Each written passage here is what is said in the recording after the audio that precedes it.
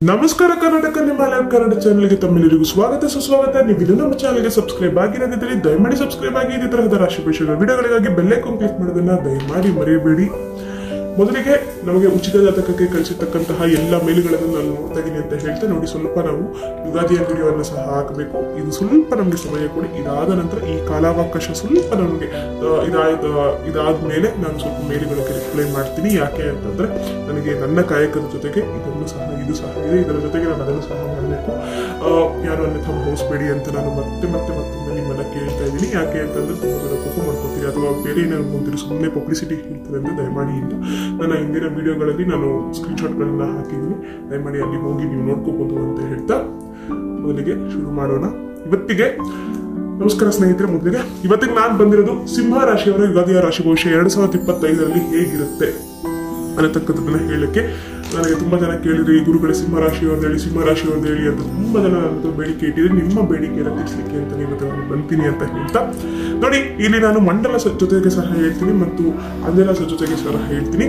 ಆದ್ರೆ ಇಲ್ಲಿ ನಾನು ನೋಡಿ ನಕ್ಷತ್ರಗಳನ್ನ ಹಾಕಿದ್ದೀನಿ, ನಕ್ಷತ್ರದ ಆಧಾರಿತ ಮೇಲೆ ಸಹ ಹೇಳ್ತೀನಿ ಮತ್ತು ನಾನು ಅಂಜನದ ಆಧಾರಿತ ಮೇಲೆ ಸಹ ನಾನು ಇಷ್ಟಪಡ್ತೀನಿ. ದಯಮಾಡಿ ಎಲ್ಲರೂ ಕೇಳಿಸ್ಕೊಳ್ಳಿ. ಯಾಕೆ ಅಂತಂದ್ರೆ ಸಿಂಹ ರಾಶಿ ಅಂದ್ರೆ ಎಲ್ಲರಿಗೂ ಸಿಂಹ ರಾಶಿಗೆ ಆಗ್ಬೇಕಾದ್ರೆ ಆಗತ್ತೆ.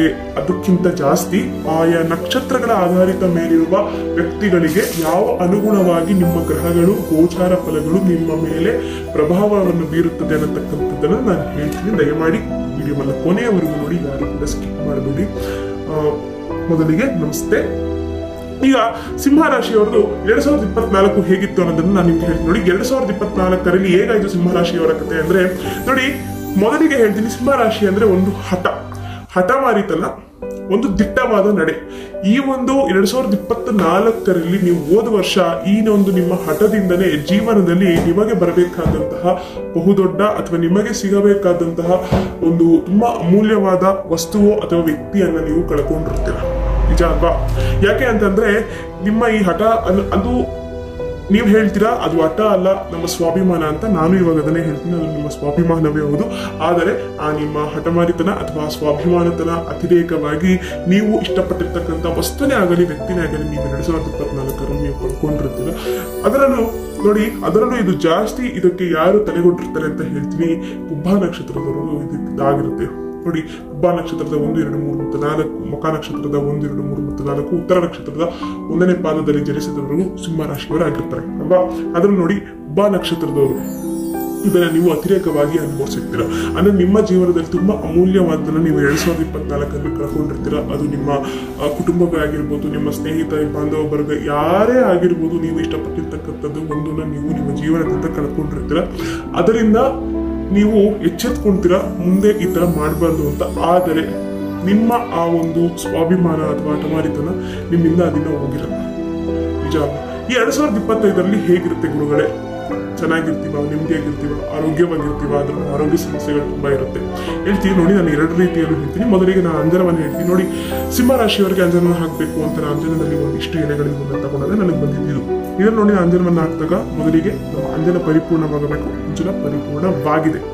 ಇದರ ಅರ್ಥ ಏನು ಅಂತಂದ್ರೆ ಸಿಂಹ ರಾಶಿಯವರಿಗೆ ಏನು ಕಂಟಕವಿಲ್ಲ ಅಥವಾ ಏನು ತೊಂದರೆಗಳಿಲ್ಲ, ಸುಗಮವಾಗಿ 2025 ಸಾಗುತ್ತೆ ಅಂತ ಹೇಳ್ತೀನಿ.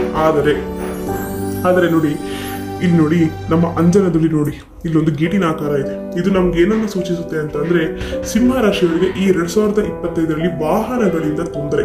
ಅಂದ್ರೆ ನೀವು ಎಷ್ಟೇ ಒಂದು ಏನಂತ ಅಂತಾರೆ, ಪ್ರೋ ಡ್ರೈವರ್ ಅಂತ ಏನಂತಾರೆ, ನೀವು ಎಂತಹ ಒಳ್ಳೆ ಡ್ರೈವಿಂಗ್ ಕಲೆ ಇದ್ರು, ನಿಮ್ಗೆ ಸ್ಕಿಲ್ ಇದ್ರು ಈ 2025ರಲ್ಲಿ ಡ್ರೈವಿಂಗ್ ಮಾಡುವಾಗ ದಯಮಾಡಿ ಇವಾಗಲೇ ಹೇಳ್ತೀನಿ, ಎಚ್ಚರಿಕೆಯಿಂದ ಇರಿ. ಅದರಲ್ಲೂ ಮಖ ನಕ್ಷತ್ರದವರು ದಯಮಾಡಿ ನೀವು ಡ್ರೈವಿಂಗ್ ಮಾಡ್ಬೇಕಾದ್ರೆ ಎಲ್ಲರಿಗೂ ಅದು ಕಂಟಕವೇ. ಆದ್ರೆ ನಾನು ಜಾಸ್ತಿ ಯಾರಿಗೆ ಹೇಳ್ತೀನಿ ನಾನು ಅಂತಂದ್ರೆ ಮಖ ನಕ್ಷತ್ರದವ್ರಿಗೆ ಇದಾಗುತ್ತೆ.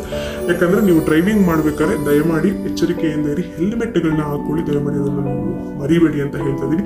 ಮತ್ತು ನೋಡಿ, ಇಲ್ಲಿ ನಮ್ಮ ಅಂಜನದಲ್ಲಿ ನೋಡಿ, ಇಲ್ಲಿ ನೋಡಿ ನಮ್ಗೊಂದು ನೋಡಿ ಶಂಖದ ಆಕಾರ ನಮ್ಗೆ ಇಲ್ಲಿ ಕಾಣಿಸ್ತಕ್ಕಂಥದ್ದು ನೀವು ನೋಡಬಹುದು. ನಿಮ್ಗೆ ವಿಡಿಯೋದಲ್ಲಿ ಹೇಗೆ ಕಾಣಿಸ್ತದೆ ನಂಗೆ ಗೊತ್ತಿಲ್ಲ. ಇದೊಂದು ಶಂಖದ ಆಕಾರ ನೀವು ಕಾಣಿಸತಕ್ಕಂಥದ್ದು.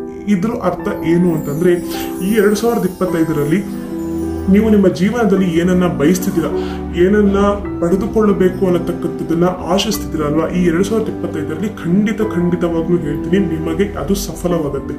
ವಿಫಲವಾಗುವ ಯಾವುದೇ ಒಂದು ಸಾಧ್ಯತೆನೇ ಇಲ್ಲ. ಈ 2025ರಲ್ಲಿ ನಿಮಗದು ಸಫಲವಾಗುತ್ತೆ. ಯಾಕೆ ಅಂತ ಹೇಳ್ತೀವಿ, ಆದರೆ ಇದು ಯಾವಾಗ ಸಫಲವಾಗುತ್ತೆ ಅಂತ ಅಂದ್ರೆ ಜೂನ್ ಮಧ್ಯಂತರ ಕಳೆದ ನಂತರ. ಜೂನ್ ಮಧ್ಯಂತರ ಅಂದ್ರೆ ನೀವು ಒಂದು 15-16 ತಾರೀಕು ಅಂತ ಅನ್ಕೋಬಹುದು. ಜೂನ್ 15ರ ನಂತರ ಒಂದು ಮಧ್ಯಂತರದ ನಂತರ ನಿಮಗೆ ನೀವೇನು ಪಡ್ಕೊಬೇಕು ಅಂತ ಅನ್ಕೊಂಡಿದ್ರೆ ನಿಮ್ಮ ಜೀವನದಲ್ಲಿ ನಿಮ್ಗೆ ಸಫಲವಾಗುತ್ತೆ.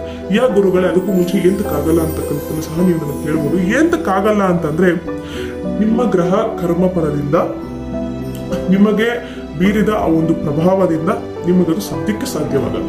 ಆದ್ರೆ ಜೂನ್ ಮಧ್ಯಂತರದ ನಂತರ ನೀವು ಏನನ್ನ ಪಡೆದುಕೊಳ್ಬೇಕು, ಅದು ವ್ಯಕ್ತಿಯೇ ಆಗಲಿ ವಸ್ತುವೇ ಆಗಲಿ, ಖಂಡಿತವಾಗ್ಲೂ ಹೇಳ್ತೀನಿ ಅದು ನಿಮ್ಮ ಕೈಗೆ ಬಂದು ಸೇರುತ್ತೆ. ಇನ್ನೂ ಒಂದೇನಂದ್ರೆ ಸಿಂಹರಾಶಿಯವ್ರದ್ದು ಈ ನಿಮ್ಮ ದೃಢತೆ, ಈ ನಿಮ್ಮ ಹಠಮಾರಿತನ, ಇದು ನಿಮ್ಮ ಈ ಒಂದು 2025ರಲ್ಲಿ ನೀವು ಯಾವ ರೀತಿ ಕೆಲಸ ಮಾಡಿ ತೋರಿಸ್ತೀರಾ ಅಂತಂದ್ರೆ 2024ರಲ್ಲಿ ಯಾರ ನಿಮ್ಗೆ ಅವಮಾನ ಮಾಡಿದ್ರು, ಯಾರ ನಿಮ್ ಕೈಲಾಗಲ್ಲ ಅಂತ ಹೀಯಾಡಿಸಿದ್ರು, ಯಾರು ನಿಮ್ಮನ್ನ ನಿಮ್ ಕೈಲಿ ಏನೂ ಮಾಡಕ್ಕೆ ಆಗಲ್ಲ ಅಂತ ನಿಮ್ಮನ್ನ ಎಷ್ಟು ಕುಗ್ಗಿಸ್ಬೇಕು ಅಷ್ಟು ಕುಗ್ಗಿಸಿದ್ರಲ್ಲ, ಅಷ್ಟು ಕುಗ್ಗಿಸಿದಂತಹ ವ್ಯಕ್ತಿಗಳಿಗೆ ಉತ್ತರ ಕೊಡುವಂತಹ ವರ್ಷ ಈ 2025. ಖಂಡಿತವಾಗಲೂ ನೀವು ಅದನ್ನು ಮಾಡ್ತೀರಾ. ಮಾಡಿಲ್ಲ ಅಂದಾಗ ನೋಡಿ ನಮ್ಮ ಅಂಜನದಲ್ಲೂ ಸಹ ಅದೇ ಹೇಳುತ್ತೆ. ನೋಡಿ ಇನ್ನೊಂದು ನಮಗೆ ಗೀಟು ನೋಡಿ ನೇರವಾಗಿ ಹೋಗಿದ್ದೀವಿ. ಏನು ಸೂಚಿಸುತ್ತೆ ಅಂತಂದ್ರೆ ಇನ್ನು ನಿಮ್ಮನ್ನ ತಡೆಯೋರು ಯಾರು ಇರಲ್ಲ. ಯಾಕೆ ಅಂತಂದ್ರೆ ನಿಮ್ಮ ಜೀವನದಲ್ಲಿ ಏನೇನು ಸಫಲವನ್ನ ಗೊಳಿಸ್ಕೊಬೇಕು ಅಂತ ನೀವು ಅನ್ಕೊಂಡಿರ್ತೀರ ಅಷ್ಟನ್ನು ನೀವು ಸಫಲಗೊಳಿಸುವಂತಹ ಕಾಲ. ಆದರೆ ಅದರಲ್ಲೂ ಎಲ್ಲವನ್ನು ನನ್ನ ಕೈ ಸೇರ್ಬಿಡುತ್ತಾ, ಎಲ್ಲವನ್ನು ನನ್ನ ಕೈಗೆ ಬಂದು ಬಿಟ್ಬಿಡುತ್ತಾ, ಸುಮ್ಮನೆ ಹೇಳ್ತಿದ್ದೀರಾ ಅಂತ ನೀವು ಇದನ್ನು ಕೇಳ್ಬೋದು. ಅದರಲ್ಲೂ ನಾವು ಏನು ಅಂತ ಹೇಳ್ತೀವಿ ನೋಡಿ, ಎಲ್ಲವನ್ನು ನೀವು ಆತುರದಿಂದ ಮಾಡ್ಲಿಕ್ಕೆ ಹೋದ್ರೆ ಖಂಡಿತವಾಗಿ ಯಾವುದು ನಿಮಗೆ ಬರಲ್ಲ, ಆ ಪ್ರತಿಫಲನೂ ಸಹ ನಿಮಗೆ ಸಿಗಲ್ಲ. ಸಿಂಹರಾಶಿಯವರು ನೀವು ತಾಳ್ಮೆಯನ್ನ ದಯಮಾಡಿ ಇದೊಂದು ಕಳ್ಕೊಂಡ್ಬಿಡಿ. ಯಾಕಂದ್ರೆ ನಿಮ್ಮ ತಾಳ್ಮೆ ತುಂಬಾ ಕಡಿಮೆ ಇರುತ್ತೆ. ಆ ತಾಳ್ಮೆಯನ್ನ ಬಿಟ್ಟು ನೀವು ಕೋಪದಿಂದ ಅಥವಾ ಆಗಿಂದಾಗಲೇ ಆ ಕೆಲಸವನ್ನ ಮಾಡಬೇಕು ಅಂತ ನೀವು ದಡಬಡ ಅಂತ ಹೋದ್ರೆ ನಿಜವಾಗ್ಲೂ ಆ ಕೆಲಸ ಆಗಲ್ಲ. ಅದೇ ನೀವು ಆಲೋಚಿಸಿ ಸ್ವಲ್ಪ ಸಮಯವನ್ನು ತೆಗೆದುಕೊಂಡು ಸ್ವಲ್ಪ ತಾಳ್ಮೆಯಿಂದ ಯೋಚನೆ ಮಾಡಿ ಈ ಕೆಲಸವನ್ನ ಯಾವ ರೀತಿ ನಾನು ಮಾಡ್ಬೋದು ಅನ್ನತಕ್ಕಂಥದ್ದು ನೀವು ಆಲೋಚಿಸಿ ಮಾಡಿಬಿಟ್ರೆ ನಿಮ್ಮನ್ನ ತಡೆಯೋರಿಲ್ಲ. ನಿಮಗೆ ಏನು ಆ ಕೆಲಸ ಆಗಿಲ್ಲ ಅಂದ್ರೆ ಆಗುತ್ತೆ ನೋಡಿ. ಮತ್ತು ಈ ಅಂಜನದಲ್ಲಿ ನಮಗೆ ನೋಡಿ ನಿಮ್ಮ ವೈವಾಹಿಕ ಜೀವನ ಸಿಂಹರಾಶಿಯವ್ರದ್ದು ತುಂಬಾನೇ ಚೆನ್ನಾಗಿದೆ. ಆದ್ರೆ ಅದರಲ್ಲಿ ಮಖ ನಕ್ಷತ್ರದ 3 ಮತ್ತು 4ನೇ ಪಾದದವರಿಗೆ ಮತ್ತು ಉತ್ತರ ನಕ್ಷತ್ರದ 1ನೇ ಪಾದದವರಿಗೆ ಸ್ವಲ್ಪ ಅಂದ್ರೆ ತುಂಬಾ ಚಿಕ್ಕ ಪುಟ್ಟ ಸಮಸ್ಯೆಗಳಾಗತ್ತೆ. ನಾನು ಜಗಳ ಅಂತ ಹೇಳಲ್ಲ, ಜಗಳ ಏನು ಆಗಲ್ಲ, ನೀವು ಚೆನ್ನಾಗೇ ಇರ್ತೀರಾ. ಅದನ್ನ ಬಿಟ್ಟರೆ ನಿಮ್ಗೆ ಸಣ್ಣ ಪುಟ್ಟ ಸಮಸ್ಯೆಗಳು ಬರುತ್ತೆ ನಿಮ್ಮ ಸಂಸಾರದಲ್ಲಿ. ಅಂದ್ರೆ ನಿಮ್ಮ ಸಂಸಾರ ಎಷ್ಟು ತೂಕವಾಗಿದೆ ಅನ್ನತಕ್ಕಂಥದ್ದನ್ನ ದೇವರು ನಿಮ್ಗೆ ಪರೀಕ್ಷೆಯನ್ನು ಮಾಡ್ತಾರೆ. ಆ ಪರೀಕ್ಷೆಯಲ್ಲಿ ನೀವು ಗೆದ್ರೆ ನಿಮ್ಮ ಸಂಸಾರವನ್ನ ಇನ್ನು ತಡಲಿಕ್ಕೆ ಯಾರ ಕೈಯಿಂದಲೂ ಸಾಧ್ಯ ಇಲ್ಲ ಅಂತ ಹೇಳ್ತೀವಿ. ಅದರಲ್ಲೂ ಕೆಲವು ತುಂಬಾ ಜನ ಕೇಳಿದ್ರಿ, ಇನ್ನ ನಮ್ಗೆ ಮದುವೆ ಫಿಕ್ಸ್ ಆಗಿಲ್ಲ, ಮದುವೆ ಫಿಕ್ಸ್ ಆದ್ರೂ ಹತ್ರ ಬರ್ತಾ ಏನೋ ಒಂದು ಕಾರಣ ಕೊಟ್ಟು ಕ್ಯಾನ್ಸಲ್ ಮಾಡ್ತಿದ್ದಾರೆ ಅಂತ.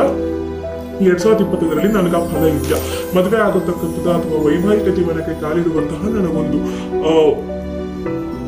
ವೈವಾಹಿಕ ಜೀವನಕ್ಕೆ ಕಾಲಿಡುವಂತಹ ಅವಕಾಶ ಇದೆ ಅಂತ ತುಂಬಾ ಜನ ಕೇಳಿದ್ರಿ. ಅದಕ್ಕೆ ನನ್ನ ಉತ್ತರ ನೋಡಿ, ಮಖ ನಕ್ಷತ್ರದ 1 ಮತ್ತು 2ನೇ ಪಾದ ಮತ್ತು ಕುಂಭ ನಕ್ಷತ್ರದ 3 ಮತ್ತು 4ನೇ ಪಾದ, ಈ 2ಕ್ಕೆ ಸ್ವಲ್ಪ ಏರುಪೇರು ಆಗತ್ತೆ. ಯಾಕಂತಂದ್ರೆ ಇಲ್ಲಿ ಹೆಂಗಾಗತ್ತೆ ಅಂತಂದ್ರೆ ನೀವ್ ಇಷ್ಟಪಟ್ಟಿದ್ದನ್ನ ಮನೆಯವ್ರು ಇಷ್ಟಪಡಲ್ಲ, ಅಥವಾ ಮನೆಯವರು ಬಯಸಿದ್ದನ್ನ ನೀವ್ ಇಷ್ಟಪಡಲ್ಲ, ಅಥವಾ ನಿಮ್ಗೆಲ್ಲರಿಗೂ ಒಪ್ಪಿಗೆ ಆದ್ರೆ ಅವ್ರಿಗಾಗಲ್ಲ. ಇದೆಲ್ಲ ತುಂಬಾನೇ ಆಗ್ತದೆ.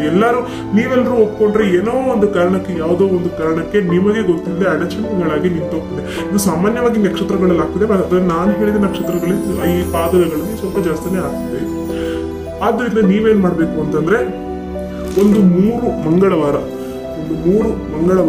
ಅಮ್ಮನವರ ದೇವಸ್ಥಾನಕ್ಕೆ, ಅದು ಯಾರೇ ಆಗಿರ್ಬೋದು, ಎಷ್ಟು ದೇವಸ್ಥಾನಗಳಿಗೆ, ಅಮ್ಮನವರ ದೇವಸ್ಥಾನಕ್ಕೆ ಹೋಗಿ ನೀವು ಮೊಸರನ್ನ ಎಡೆಯನ್ನ ಹಾಕಿ ಬರುವುದರಿಂದ ತಾಯಿ ತಂಪಾಗಿದ್ದಲ್ಲಿ ನಿಮ್ಗೆ ಫಲ ಸಿಗುತ್ತೆ. ಏನು ಮಾಡಬೇಡಿ, ಮಾಂಗಲ್ಯ ಭಾಗ್ಯಕ್ಕೆ ನಾವು ತಾಯಿ ಹತ್ರನೇ ಹೋಗ್ಬೇಕು. ತಾಯಿ ಮಾಂಗಲ್ಯ ಭಾಗ್ಯ ಕೊಡ್ತಾರೆ, ಅದು ಹೆಣ್ಣಿಗಾಗಲಿ ಗಂಡಿಗಾಗಲಿ. ನಾನು ಬರೀ ಇವ್ರಿಗೆ ಅಂತ ಹೇಳ್ತಿಲ್ಲ, ಖಂಡಿತವಾಗಿ ಸಫಲವಾಗುತ್ತೆ. 2025ರಲ್ಲಿ ತುಂಬಾನೇ ಸಮಾಧಾನಕರವಾಗಿ ಮತ್ತು ತುಂಬಾನೇ ಆರಾಮಾಗಿ ಸಿಂಹರಾಶಿಯವರು ಜೀವನವನ್ನು ಸಾಗಿಸ್ಬೋದು.